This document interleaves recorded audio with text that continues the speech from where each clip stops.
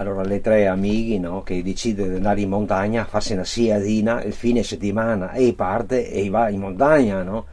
Dai, trova tutto esaurito dappertutto, gira in lungo, in largo, non trova a posto, finché trova un buso, una fitta camere.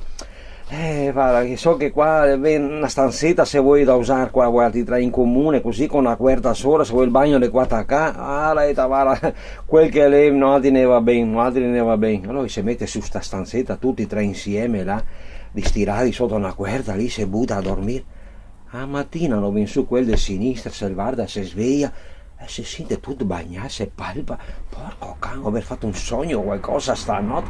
Aspetta che va in bagno prima che si accorge sti qua. Cioè, e va in bagno, si sistema, si cambia le mutande, no? Si sistema. Come che mi fuori la porta, una botta con che altro da che altra parte. Oh, lei, ma cosa che ti fa qua in bagno?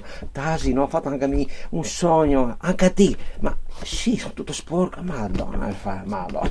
E ho sognato qualcosa di strano, non lo so neanche a me. Dai, mettiti a posto prima che si accorge Tony che ieri in mezzo, dai. Lui si mette a posto tutti, no? E si lava e si sistema. E torna dentro la sua stanzetta, no? E sveglia, oh, svegliati! Cos'è? Svegliati, dai che le ora! Che si sveglia, ah, che bella dormita, ah, che bello, che bello, che bello, che bello. Ascolta, Tony, ma per caso hai fatto qualche sogno stanotte, qualcosa?